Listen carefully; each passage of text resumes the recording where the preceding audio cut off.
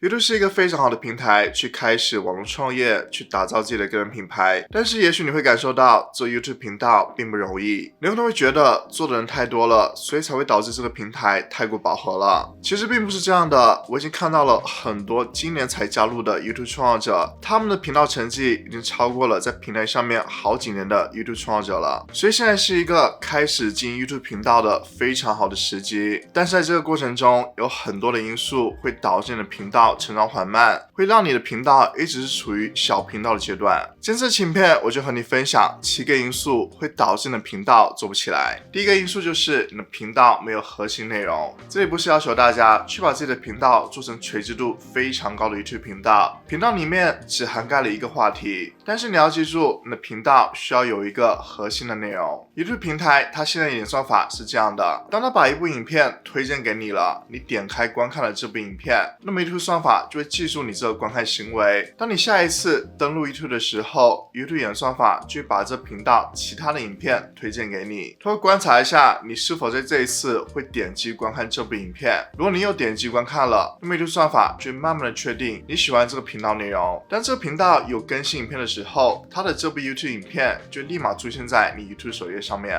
当你频道里面有核心内容的好处就是，当观众点开观看了你一部 YouTube 影片，在之后 YouTube 算法把你频道里面其他的影片推荐给他们的时候，他们就会有更多的几率去点开观看你其他的影片，因为你频道里面的话题都是围绕相关的话题、相关的领域的，是能够满足这些观众他们的兴趣的。换个角度来说，如果你频道里面没有核心的内容，你影片的内容涵盖了多个领域，像是 Vlog、跳舞、美食、旅游等等，那么就会导致 YouTube 算法在把你的影片推荐给观众的时候，就无法做到非常的精准，因为观看你频道的观众，他们的兴趣都是不太一样的，所以很多时候，当 YouTube 算法把你影片推荐给这些观众的时候，他们就不会选择点开观看，就会让 YouTube 算法认为这些观众不感兴趣你频道内容。对于很多类似的观众， YouTube 算法也不会推荐的频道。其实想要解决这个问题也非常简单，你就可以去想一下你喜欢做什么样主题的内容，然后围绕这个大主题去制作很多相关内容，这样的内容就能够吸引来很多感兴趣这个主题的观众。或者你可以反过来，你可以想一下你的这个频道想要被哪些观众观看，再往前推一下这些观众他们感兴趣什么话题的内容，然后你就能够围绕这些话题去制作相关内容，这样你也能够吸引到你想要针对的观众。使用这个方法还有一个好处就是，你制作出来的内容是有更多方面的，并且内容是受观众感兴趣的。下一个因素就是你频道里面发布的影片内容它的数量不够。之所以大部分人都没有办法把 YouTube 频道做起来的原因就是他们放弃的太早了。有很多人在发布了10部 YouTube 影片之后，发现影片都没有人观看，就会觉得这个平台太难了，太难获得流量了，就选择放弃，不想再浪费时间了。其实有数据显示，一个频道平均需要发35部 YouTube 影片之后， YouTube 演算法才会慢慢熟悉你的频道，才会知道把你的频道展示给哪些观众观看。这还只是平均的数据，如果你在这个过程中犯了一些错误，像是你的频道里面没有核心的内容，那么就需要你花更多时间让 YouTube 演算法熟悉你的频道，熟悉你的数据了。所以我一直告诉大家，做 YouTube 频道千万不能够着急，当你越着急的时候，就越看不到结果，就越没有动力去坚持做下去。我觉得大家可以把经营 YouTube 频道当成是一个长期的事情，像说3年5年你想要达到什么样的目标，你可以把这个过程当成是跑马拉松，你每一段时间去达到其中的一个小目标，这样不断的会给你带来成就感，让你有更多动力去坚持下去。下一个因素就是你的影片话题观众不感兴趣。做 YouTube 频道最重要的是什么？就是你制作出来的影片有观众观看。那么决定观众是否要观看这部影片一个很重要的因素就是影片的话题。现在 YouTube 上面有超过1亿订阅的著名 YouTuber MrBeast 有说到，他会花几个星期、几个月的时间去想一期影片他的影片话题。如果他觉得这个影片话题并不能够吸引到观众，给他带来想要的成果，那么他是不会花很多时间还有金钱去制作出来这部 YouTube 影片的。这就是为什么 MrBeast 能够这么成功，每部 YouTube 影片都能够有几千万、上亿的观看量。这又不是要求大家也去花这么多时间去思考影片的话题，但是我需要你了解到，影片话题真的非常重要。现在 YouTube 影片那么多，观众只会选择他们感兴趣的、有新鲜感的影片话题题去观看。如果你自己都觉得你不感兴趣这部影片的话题，那么你怎么能够奢求观众也会感兴趣这个话题呢？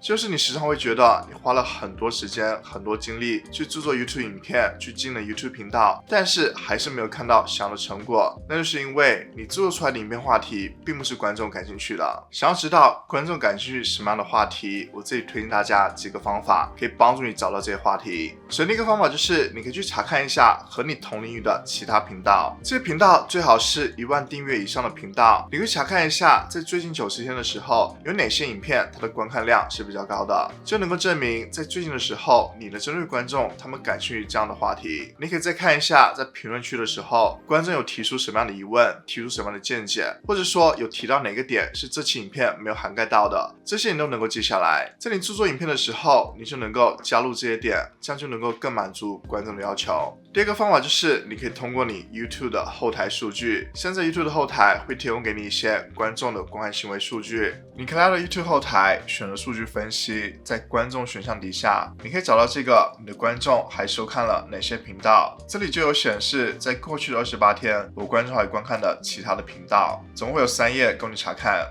然后在底下还有另外数据，就是你的观众最近看过的其他影片，你就能够知道你观众最近感兴趣的其他频道哪些影片，这里有3页供你查看，你就可以去看一下这些话题里面有哪些是适合你的频道去制作的，你也可以制作出相关的话题。第3个方法就是可以通过社群的功能，这是一个非常好的和观众进行直接互动的工具，你可以直接让你的观众把感兴趣的话题都告诉你，而有些观众看到自己也感兴趣的话题，就会给这个话题进行点赞，然后就可以通过点赞的数量去判断观众到底更感兴趣哪些影片话题。下一个因素就是影片内容缺乏结构，在有观众感兴趣的话题之后，那么影片内容就是非常关键的下一步了。其实我们都能够体会到，如果我们没有办法理解这个事情，那我们是没有办法对这个事情感兴趣的，那么这个事情对于我们来说就没有意义了。比如说音乐没有好的旋律去作为结构，那么这个声音就是噪音。如果故事没有结构，那么它只是一堆苍白的文字。一部影片没有结构，那么观众是无法理解里面的内容的，那么这个影片就没有意义了。其实影片最简单的结构就是开头、中间还有结尾。在开头的时候，你要告诉观众这部影片它的情境、它的背景信息，让观众快速的进入。在中间的时候有不同的高潮起伏，有不一样的变化。在结尾的时候告诉观众一个结论，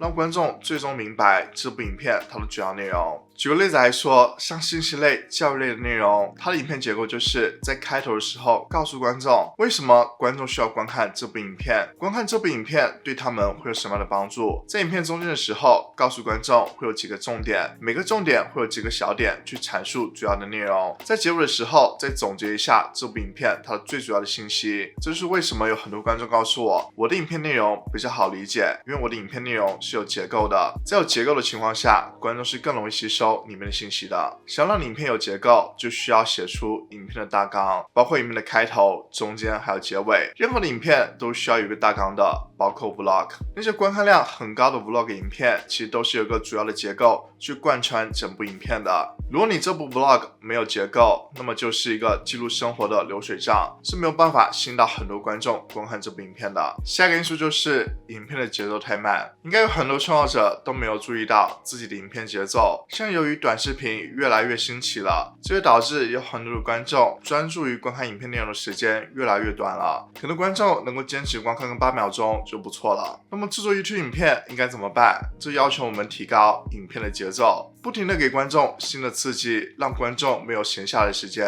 这样观众观看影片时间就更长了。现在 YouTube 算法是最看重影片的观看时长的，如果你影片能够获得更多的观看时长，那么你这部影片就能获得更多的 YouTube 算法推荐。那我们应该如何加快影片的节奏呢？第一点就是你不需要花太多的时间去解释一个要点，你需要解释清楚这个要点，但是你不能够重复一直说之前的内容。在你解释的时候是需要有结构的，当你有结构的时候，你就能能够知道哪些信息需要说，哪些信息不要说，就只会说出重点内容。第二点就是你可以使用模式中断这个方法。模式中断的方法就是改变观众现有的模式，去加入新的刺激，让观众的模式进行改变。你可以在影片里面加入 B-roll、图片、文字、音效、音乐等等，通过不同的视觉、听觉刺激去打断观众现有的模式，让他们重新建立新鲜感。这我推荐大家可以使用一个素材网站叫 Invito Elements。我现在剪辑影片所使用到的所有的素材都是来自这个网站的，大家可以具体看一下这期影片，去了解 Invito Elements。我认为这个素材网站是所有创作者都必须要使用的工具。还有一点就是你的影片需要加入故事叙述，每部影片都需要加入故事叙述，这样不仅能够让观众更加容易理解你的内容，同时也能够让观众感觉到这个影片在层层递进，不会停留在一个点上非常久的时间。